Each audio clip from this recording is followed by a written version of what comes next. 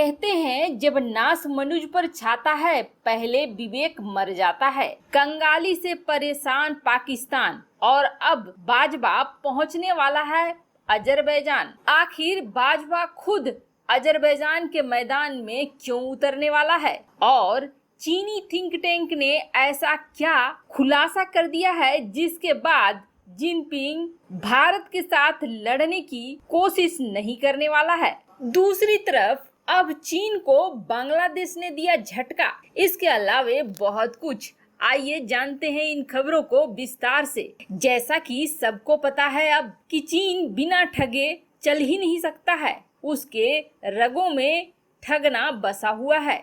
ऐसा ही कुछ उसने बांग्लादेश के साथ करा। अपने वैक्सीन की ट्रायल के लिए जब उसने बांग्लादेश से बात करी तब उसने पैसे की कोई बात नहीं बताई, लेकिन जैसे ही ट्रायल शुरू होने लगा वैसे ही कंपनी ने एक लंबा चौड़ा बिल थमा दिया बांग्लादेश की पीएम को। और चीनी कंपनी का कहना था कि अगर वैक्सीन की ट्रायल बांग्लादेश में चाहिए तो बांग्लादेश को पैसे देने पड़ेंगे। अब बेचारा गरीब मुल्क बांग्लादेश वैसे ही वैक्सीन देखकर खुश हो रहा था कि फ्री में उसे मिल जाएगी, लेकिन चीन तो चीन है। चीन ने जब किसी को नहीं छोड़ा तो बांग्लादेश में ऐसी क्या बात है कि उसे छोड़ देगा।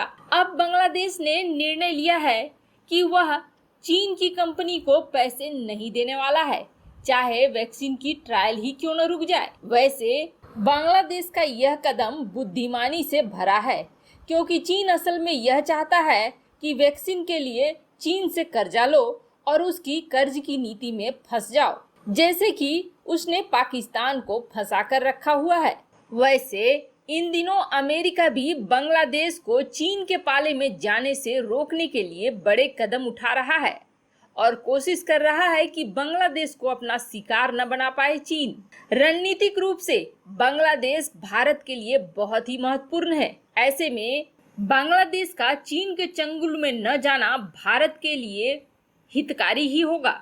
वहीं दूसरी तरफ चीनी थिंक टैंक ने एक ऐसा खुलासा किया है जिसके बाद खुद चीन में हलचल मच चुकी है। भारत पिछले 35 दिनों में 10 नए मिसाइलों का परीक्षण कर चुका है और अब ऐसे में चीन के पास सबसे बड़ा सवाल यह पैदा हो गया है कि भारत के पास असल में कितने मिसाइलें हैं और कितने गोले बारूद हैं।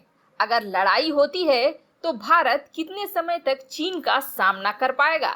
जो खुलासा थिंक टैंक ने किया है उसके बाद चीन को अपने पैर पीछे लेने के लिए मजबूर हो जाना पड़ेगा। असल में हर गोला बारूद या मिसाइल की एक एक्सपायरी डेट होती है। ऐसे में कोई भी देश बहुत ज्यादा मात्रा में मिसाइलों या गोला बारूदों को बनाकर जमा करके नहीं रख सकता है। ऐसे में जब युद्धाभ्यास होता है तो एक्सपायर होने से पहले उन मिसाइलों को या फिर गोला बारूदों को इस्तेमाल कर लिया जाता है ताकि वो बर्बाद भी ना हो और कम से कम युद्ध अभ्यास तो हो जाए।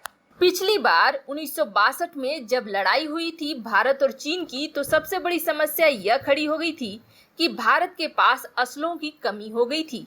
गोला बारूद की कमी होने की वजह से भारत कमजोर पड़ने लगा था। तो क्या इस बार भी ऐसा ही होगा? इस बार हालात वैसे नहीं है। 4 साल में भारत ने अपने आप को बहुत तेजी से बदला है और ये हम नहीं, ये खुद चीनी थिंक टैंक बता रहे हैं। 4 साल में भारत ने अपने आप को इस कदर बदल लिया है कि अगले 1-2 महीने में अगर लड़ाई होती है तो भारत को न तो इजराइल की जरूरत होगी, न फ्रांस की और न ही किसी अन्य सहयोगी की। भारत के पास इतना गोला बारूद और मिसाइलें हैं कि भारत अकेले ही चीन को निपटा देगा। वहीं दूसरी तरफ चीन की थिंक टैंक यह भी कह रही है कि भारत के पास ब्रह्मोस को लेकर बहुत बड़ी ताकत है। वैसे हमने आपको कई बार बताया है कि ब्रह्मोस मिसाइलों को लेकर खास तौर पर चीन और पड़ोसी पाकिस्तान ज्यादा ही डरे रहते हैं, क्योंकि यह ब्रह्मोस जहां खतरनाक है वहीं एक अकेला ब्रह्मोस चीन के या पाकिस्तान के एक शहर के लिए काफी है। ऐसे में यह जानना बहुत जरूरी हो जाता है कि भारत के पास कितनी ब्रह्मोस मिसाइलें हैं। तो थिंक टैंक ने यह खुलासा किया है कि भारत के पास 14,000 ब्रह्मोस मिसाइलें इस वक्त हैं। वैसे चीन ने जो बताया है वह सिर्फ एक अनुमानित संख्या है। असल में भारत में इसकी संख्या और भी ज्यादा हो सकती है। अब ऐसे में आप सोच सकते हैं कि ब्रह्मोस भारत को कितना ताकतवर बना रहा है। भारत का 14,000 ब्रह्मोस चीन के 14,000 शहरों पर भारी पड़ेगा। ऐसे में खुद चीनी थिंक टैंक यह कह रहा है कि अगर द्विपक्षीय लड़ाई नहीं होती है और सिर्फ चीन से भारत को उलझना है तो चीन निपट जाएगा। लेकिन अगर द्विपक्षीय लड़ाई होती है, यानी कि एक तरफ से चीन और दूसरी तरफ से पाकिस्तान, तो लंबे समय के बाद भारत के लिए मुश्किल खड़ी हो सकती है। लेकिन इस वक्त तो ऐसा कुछ भी नहीं है। वहीं दूसरी तरफ आर्मेनिया अजरबैजान की लड़ाई में अब सीधे सीधे बाजवा पहुंच रहा है अजरबैजान। पाकिस्तान के सेना प्रमुख का इस तरह खुल्लम खुल्ला अजरबैजान पहुंचना एक बड़े प्रश्न को जन्म दे रहा है। चूंकि अजरबैजान इस वक्त हारने की सिचुएशन में पहुंच चुका है, ऐसे में आखिर बाजवा या पाकिस्तान बार बार अजरबैजान की शरण में क्यों जा रहा है? इसके कई कारण निकलकर सामने आए हैं। पहला कारण तो यह है कि सऊदी अरब ने पाकिस्तान को बड़ा झटका दे दिया है और अजरबैजान 5वां मुल्क है पूरी दुनिया में जो कि तेल का उत्पादन और निर्यात करता है। ऐसे में पाकिस्तान की नज़र में अजरबैजान सऊदी अरब की जगह ले सकता है। वहीं दूसरी तरफ इस वक्त पाकिस्तान अर्दोगन के पद चिन्हों पर चल रहा है। जैसे जैसे अर्दोगन ले जा रहा है वैसे वैसे जा रहा है। इस वजह से भी पाकिस्तान अजरबैजान के साथ में खड़ा है। और तीसरा सबसे बड़ा कारण निकल कर यह आ रहा है कि अजरबैजान और पाकिस्तान के बीच 36 J-17 विमानों को खरीदने को लेकर बात चल रही है। पाकिस्तान भी इस मौके पर अपने लिए कुछ कमाई करना चाह रहा है और वह यह चाह रहा है कि उसके हथियार अजरबैजान खरीदे।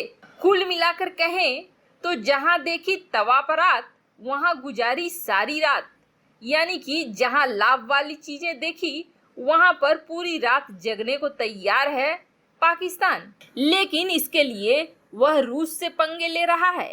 कहीं ऐसा न हो कि पाकिस्तान लाभ के लिए गया हो और उसे अपने इतिहास की सबसे बड़ी हानि देखने को मिल जाए। वैसे आपको क्या लगता है, क्या अजरबैजान से कोई लाभ उठा पाएगा पाकिस्तान या फिर रूस पाकिस्तान को धो डालेगा? कमेंट कर अपनी राय जरूर बताएं। जल्द मिलते हैं अगले वीडियो में नई न्यूज के साथ।